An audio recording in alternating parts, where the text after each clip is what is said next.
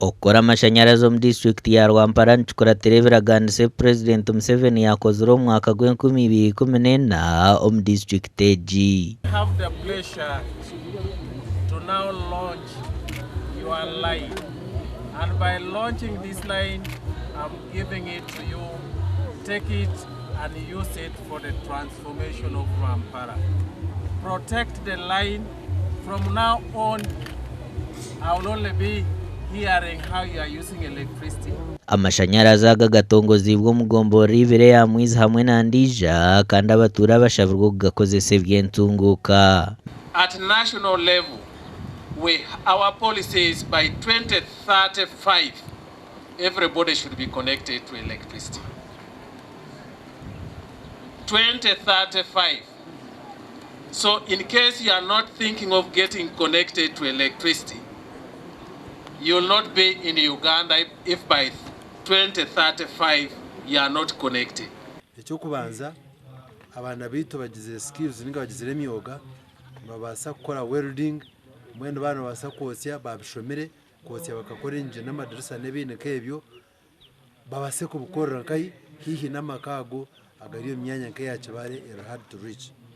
Icya kabiri twagira ngo abana begire emyoga yo kubasa kubija carpentries bazifise hihi na iba kwetenga gukora ibintu kebyo.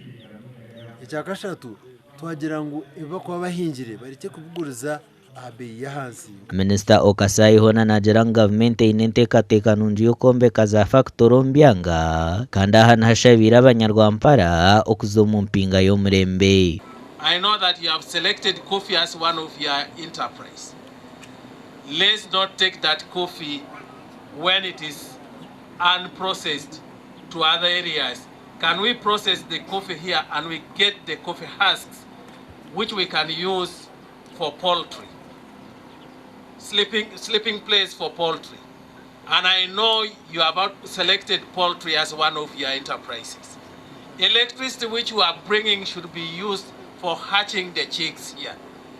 Engineer yazo chirejuri yasorukura project ejo mchanga cha burenje bwizobe y'amashuma nagira ngo bakine kizubu cy'abantu barukwibaza waya hamwe na oil ya za transformer. Ahibagaterireho waza kuzomu police cases emisanga kusingene ya vandalism nkabizwera ukwezo kwa hwire bakanyitana ke ngasanga amushango 10 yabiri ya police umushango keri ya vandalism emishango ebiri ya rape sono rero ngo vandalism muri kintu cyamana munonga ari kiriyo ngisize ntunguka yitu nyowe umuntu akora vandalism ni mwita enemy of government ninga enemy w'abantu nisaba mu be vigilant munonga kana basanza ngo twaga bahereza mugakosa kwindura hambera yanyu imugweta variation kwinembe evira no shanga abantu batema evira emiti bagitwara sentenke bagenda bakora mu bintu hanga hatwe turahize kutunga amashanyarazi ngo kutwaza gatunga ntubasa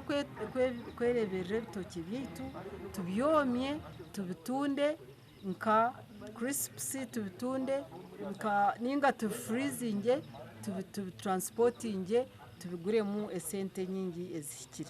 Omunkoreji Amaka garikurenga 10,000 hamwe n'ibyaro birukurenga 180 nugo garukuza kuganyirwamo ahabwa TV West ndeera akiza.